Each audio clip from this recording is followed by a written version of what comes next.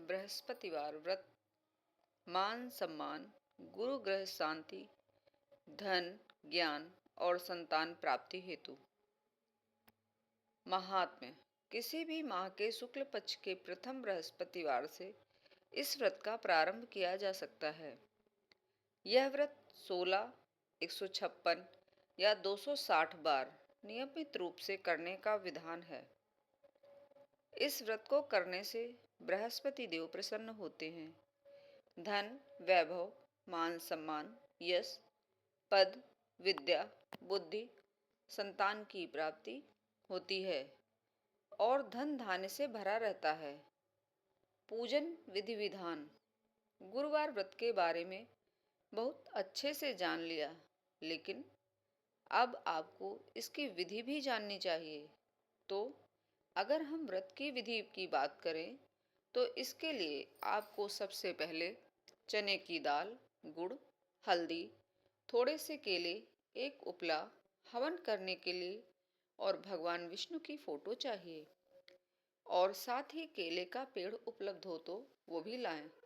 जिस दिन आपका व्रत है उस दिन हमेशा की भांति नित्य प्रातः उठकर स्नान करें, पीले रंग के वस्त्र धारण करें, व्रत का संकल्प लें, पंचामृत से भगवान बृहस्पति देव को स्नान कराएं, पीली वस्तुएं चने की दाल, गुड़, हल्दी, 2 केले और पीली मिठाई से पूजन करें।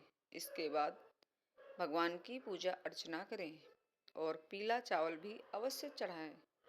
घी का दीपक जलाएं, केले के पेड़ का पूजन करें और नैवेद्य में केले के प्रसाद को अर्पित करें। सायंकाल में फिर से पूजन कर कथा आरती करें।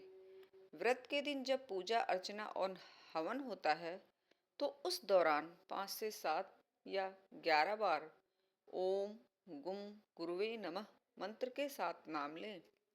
व्रती इस दिन केले का सेवन ना करें। प्राचीन समय की बात है, एक व्यापारी की कंजूस पत्नी थी। व्यापारी बहुत दान पुण्य करता तो उसकी पत्नी को यह सब अच्छा नहीं लगता। हर प्रकार से सुख संपन्न होने पर भी उसकी पत्नी धन के प्रति लालसा कम नहीं हुई। वह व्यापारी को दान करने से रोकती रहती थी। एक दिन बृहस्पति देव उस स्त्री के सपने में आए और बोले, तुम एक उपाय करना। 7 बृहस्पतिवार को घर से गोबर से लीपना, अपने केशों को पीली मिट्टी से धोना, केशों को धोते समय स्नान करना, व्यापारी से हजामत बनाने को कहना, भोजन में मांस मदिरा खाना, कपड़े अपने घर में धोना। ऐसा करने से तुम्हारा सारा धन नष्ट हो जाएगा। इतना कहकर बृहस्पति देव अंतर्ध्यान हो गए। व्यापारी की पत्नी ने बृहस्पति देव के कहे अनुसार 7 बृहस्पतिवार वैसा ही करने का निश्चय किया। केवल 3 बृहस्पतिवार बीते थे कि उसी समस्त धन संपत्ति नष्ट हो गई और परलोक सुधार गई। जब व्यापारी वापस आया तो उसने देखा कि उसका सब कुछ नष्ट हो चुका है। उस व्यापारी ने अपनी पुत्री को सांत्वना दी और दूसरे नगर में जाकर बस गया। लकड़ी काटकर जीवन यापन करने लगा। एक दिन वह जंगल में लकड़ी काट रहा था, तभी वहां बृहस्पति देव साधु के वेश में आए। व्यापारी ने उन्हें अपने जीवन कथा सुनाई। इस पर साधु ने उन्हें बृहस्पतिवार का व्रत करने की सलाह दी। साधु की बात सुनकर व्यापारी बोला, महाराज, मुझे तो इतना भी नहीं बचता कि मैं अपनी पुत्री को दही लाकर दे सकूं। इस पर साधु जी बोले, तुम लकड़ियां शहर में बेचने जाना, तुम्हें लकड़ियों के दाम पहले से चौगुने मिलेंगे, जिससे तुम्हारे सारे कार्य सिद्ध हो जाएंगे। उसने लकड़ियां काटी और शहर में बेचने के लिए चल पड़ा। उसकी लकड़ियां अच्छे दाम में बिक गईं, जिससे उसने अपने पुत्री के लिए दही लिया और गुरुवार की कथा हेतु चना गुड़ लेकर कथा की और प्रसाद बांटकर स्वयं भी खाया। उसी दिन से उसकी सभी कठिनाइयां दूर होने लगीं, परंतु अगले बृहस्पतिवार वह कथा करना भूल गया। अगले दिन वहां के राजा ने एक बड़े यज्ञ का आयोजन कर पूरे नगर के लोगों के लिए भोज का आयोजन किया। राजा की आज्ञा के अनुसार पूरा नगर राजा के महल में भोजन करने गया, लेकिन व्यापारी व उसकी पुत्री तनिक विलंब से पहुंचे। अतः उन दोनों को राजा ने महल में ले जाकर भोजन कराया। जब वे दोनों लौट कर आए तब रानी ने देखा कि उसका खूंटी पर टंगा हार गायब है। रानी को व्यापारी और उसकी पुत्री पर संदेह हुआ कि उसका हार उन दोनों ने ही चुराया है। राजा की आज्ञा से उन दोनों को कारावास की कोठरी में कैद कर दिया गया। कैद में पड़कर दोनों अत्यंत दुखी हुए। वहां उन्होंने बृहस्पति देवता का स्मरण किया। बृहस्पति देव ने प्रकट होकर व्यापारी को उसकी भूल का आभास कराया और उन्हें सलाह दी कि गुरुवार के दिन कैद खाने के दरवाजे पर तुम्हें 2 पैसे मिलेंगे। उनसे तुम चने और मुनक्का मंगाकर विधि पूर्वक बृहस्पति देवता का पूजन करना। तुम्हारे सब दुख दूर हो जाएंगे। बृहस्पति को कैद खाने के द्वार पर उन्हें 2 पैसे मिले। बाहर सड़क पर एक स्त्री जा रही थी। व्यापारी ने उसे बुलाकर गुड़ और चने लाने को कहा। इस पर वह स्त्री बोली, मैं अपनी बहू के लिए गहने लेने जा रही हूँ, मेरे पास समय नहीं है। इतना कहकर वह चली गई। थोड़ी देर बाद वहां से एक और स्त्री निकली। व्यापारी ने उसे बुलाकर कहा कि हे बहन, मुझे बृहस्पतिवार की कथा करनी है। तुम मुझे 2 पैसे का गुड़ और चना ला दो। बृहस्पति देव का नाम सुनकर वह स्त्री बोली, भाई, मैं तुम्हें अभी गुड़ चना लाकर देती हूँ।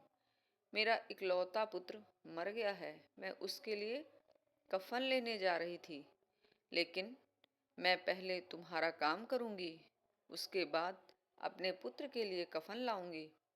वह स्त्री बाजार से व्यापारी के लिए गुड़ चना ले आई और स्वयं भी बृहस्पति देव की कथा सुनी।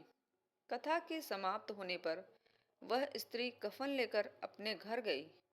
घर पर लोग उसके पुत्र की लाश को राम नाम सत्य है कहते हुए स्मशान ले जाने की तैयारी कर रहे थे।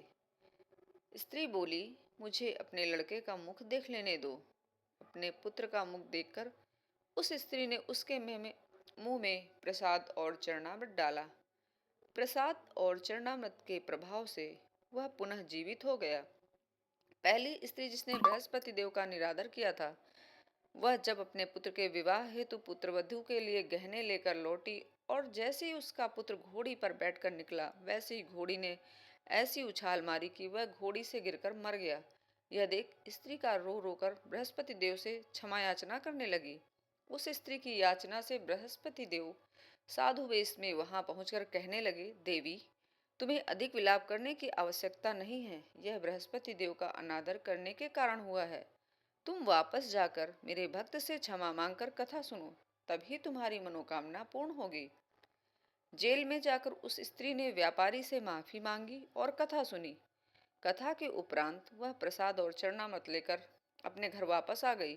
घर आकर उसने चरणामृत अपने मृत पुत्र के मुख में डाला। चरणामृत के प्रभाव से उसका पुत्र भी जीवित हो उठा।